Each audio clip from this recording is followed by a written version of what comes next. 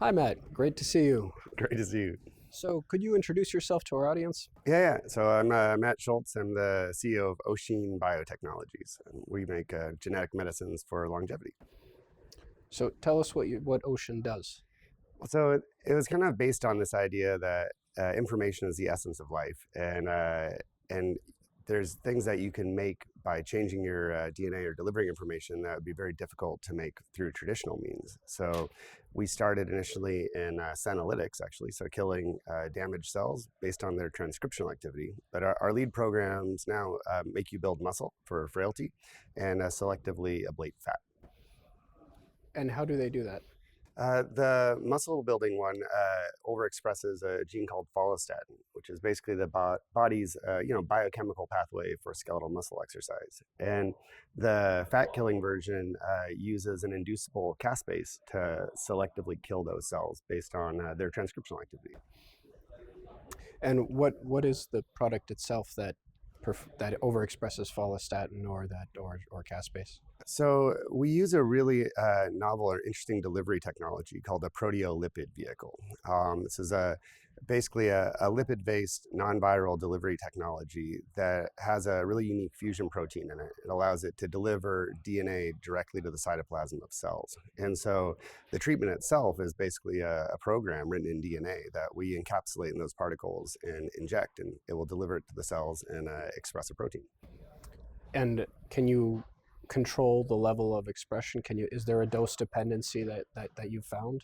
In the versions we've been using weren't particularly sensitive to dose of expression. Like the suicide gene is a very binary type of outcome. It either makes it and kills the cell or doesn't. And with follistatin, when you exercise, rigorously with resistance training, the levels in your blood will go up about sevenfold, and so it's a pretty significant increase over a large organism. And we're mostly trying to push as much as you can. I don't think there's much of a downside to it, but it's relatively easy to modulate the dose on it. If you want to control how much any given cell is expressing, you need to build more complex logic into the construct itself to do it. And what kind of results have you seen with these therapies? Well, in mice, we just published a paper in Cell that showed if you gave them one administration of this, in 6 months, they're 50% larger and twice as strong. So it is really quite significant. That's for the follistatin Yeah. overexpression. And what about the fat ablation? The fat one, when we started that work, was in human tissue explants. So basically, after someone had gotten a tummy tuck, they'd take the skin from it that they were going to throw away and punch it out and send it to us, and we could inject it. And in that case, with one treatment, we saw about a 20% reduction in adipocytes without any obvious damage to surrounding tissue with histology. And so that treatment in general is newer in development, and we've put it into mice and shown that we can selectively target those sites with histology, and it's now going into pigs actually. So that's we're sitting there waiting ourselves to see how it fares in that model. To see if you can get fat pigs to be thin? Yeah, it's not going to be something the bacon industry is going to like. Very interesting. And where do you see the technology of your company progressing over the next 5 to 10 years? Well, when we put it together, like the field of use for all the technologies it's based on, we were really looking at two things. One is what could we build in the short term that the FDA would approve or that a pharma company might license. But the other was where do we think the field's going to go in the next decade? Because as we're kind of watching this space evolve, there's a bunch of stuff right now that we don't really fully understand. The science isn't quite elucidated on it, and at some point we're going to know these things better, but they're still going to need delivery. And so we wanted to build a platform that would allow us to take advantage of the field as it matures. So I mean, we've been working with all sorts of interesting things, ranging from the partial reprogramming to modulating the extracellular matrix. And I think the sky is kind of the limit on it, but we're trying to develop this to be in line with where the field's actually moving itself. What has you most excited about the future? Well, that's a tough one. I think what's really exciting, is that we are beginning to gain the ability to manipulate systems that we barely understand.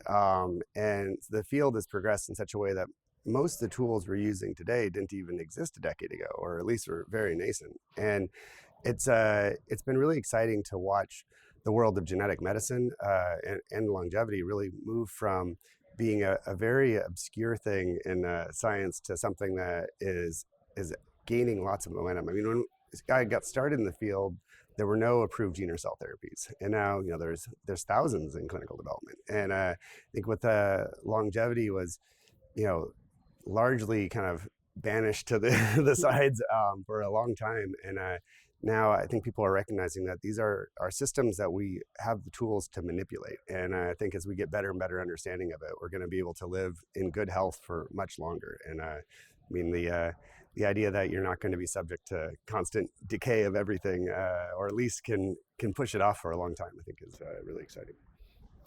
Well, given that we're at the Biomarkers of Aging Conference, what is the single biomarker that you would right now put all the chips on in terms of having the most bang for your buck when it comes to evaluating longevity or how gracefully you're aging? Oh gosh, I am not qualified to answer that one.